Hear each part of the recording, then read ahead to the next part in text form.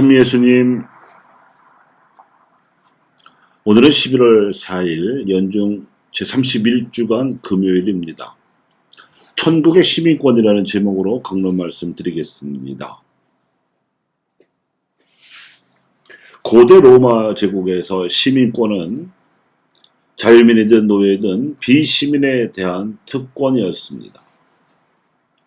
로마 시민은 납세와 국방의 의무를 이행하기만 하면 공직에도 나아갈 수 있고 국가의 법적 보호를 받을 수 있었습니다. 사도 바오로는 유대인이었지만 그의 부모가 로마의 귀족 자격을 얻었기에 그도 따라서 로마 시민권자가 될 수 있었습니다.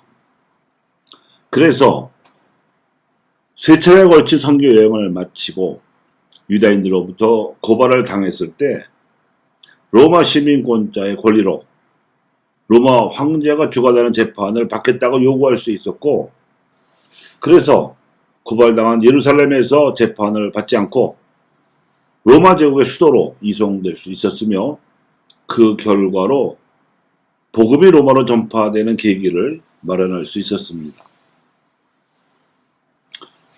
사도 바오로로서는 쓸 수 있는 마지막 카드를 쓴 셈이라고 보여집니다. 로마 제국의 체제를 모방한 현대 미국에도 시민권 제도가 이와 유사해서 오늘날에도 미국의 시민권자가 되는 일은 전 세계에서 미국을 동경하는 많은 사람들에게 선망이 되고 있다고 합니다. 고대 로마 제국에서나 현대 미국에서 시민권자가 되는 가장 큰 조건은 국가에 대한 충성을 서약하고 그 증거로서 납세와 국방과 공제 봉사 등의 기본 의무를 이행하는 일입니다.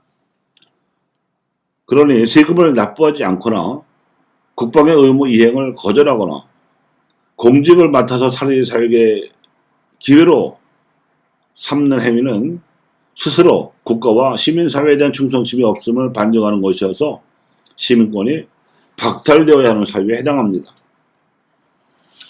오늘 독서에서 사도 바오로는 그가 그토록 아끼고 사랑하는 필리피 교우들에게 마음에서 우러나오는 당부를 하는 가운데 천국의 시민권에 대해서 권고하고 있습니다. 형제 여러분, 다 함께 나를 본받는 사람이 되십시오. 여러분이 우리를 본보기로 삼는 것처럼 그렇게 살아가는 다른 이들도 눈여겨보십시오. 내가 이미 여러분에게 자주 말하였고 지금도 눈물을 흘리며 말하는데 많은 사람이 그리스도의 십자가의 원수로 살아가고 있습니다. 그들의 끝은 멸망입니다. 그들은 자기 배를 하느님으로 자기들의 수치를 영광으로 삼으며 이 세상 것만 생각합니다. 이렇게 다른 공동체 교우들에게는 차마 하기 어려운 이야기인데도 필리피 교우들에게는 진정성 있게 털어놓고 있는 걸 보면 양자의 관계는 서로 깊이 신뢰하는 사이였다고 짐작이 됩니다. 그에 비해서 당시의 세태는 신앙에 대한 무관심을 넘어서 반신앙적으로 살아가고 있었고 자기네 배를 하느님으로 삼고 자기네 수치를 영광으로 삼는 어리석은 속물들이 많았기 때문입니다. 한마디로 천국이 아닌 지역이 판을 치고 있었다는 얘기인데 오늘날도 많이 비슷하지요. 그래서 그는 필리피 교우들에게 천국 시민론을 설파합니다. 하늘의 시민이므로 시민권자답게 처신하라는 당부는 로마 시민권자로서 아직 그 당시까지는 그 권리를 꺼내들지 않고 있던 그가 평소에 인식하고 있던 시민의 의무와 권리 의식을 짐작하게 해줍니다. 즉 천국의 시민으로 인정받고 있던 필리피 교우들은 천국에 대한 충성을 서약한 이들로서 그로 말미암은 기본 의무를 성실하게 이행하고 있던 그리스도인들이라고 사도 바오로는 인정한 겁니다. 이미 예수님께서는 천국에 대한 충성과 의무 이행으로 하나님께 충실할 수 있는 방법을 알려주신 바 있었습니다. 그것이 바로 오늘 복음 내용인데 야근 집사의 비유입니다.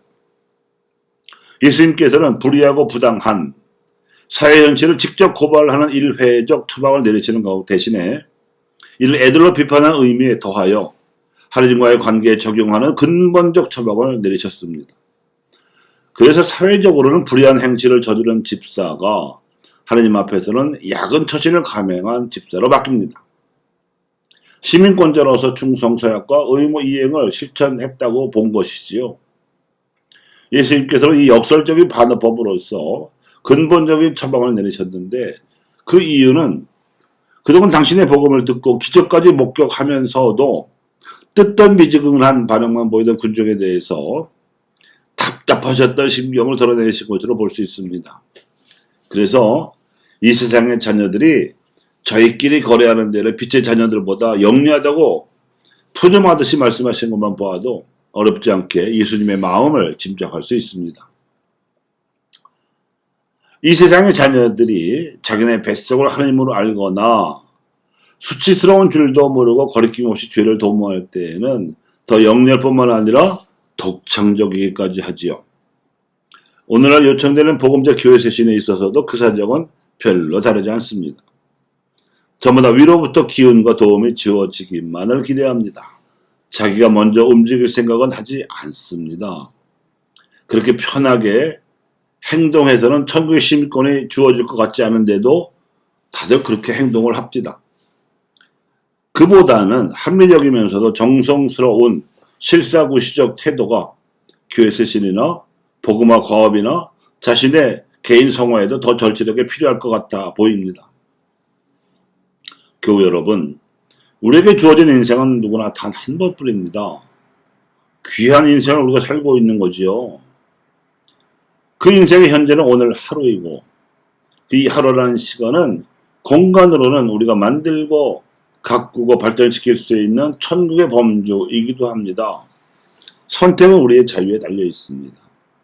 이 시공을 우리가 복음적으로 바꾸고자 한다면 얼마든지 우리는 천국의 시민으로서 행사할 수가 있는 겁니다.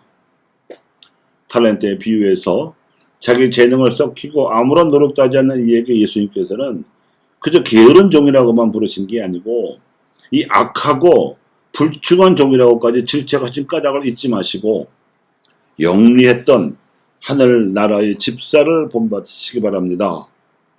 그래서 천국의 시민권자로서 합당하게 처신하시기를 바랍니다.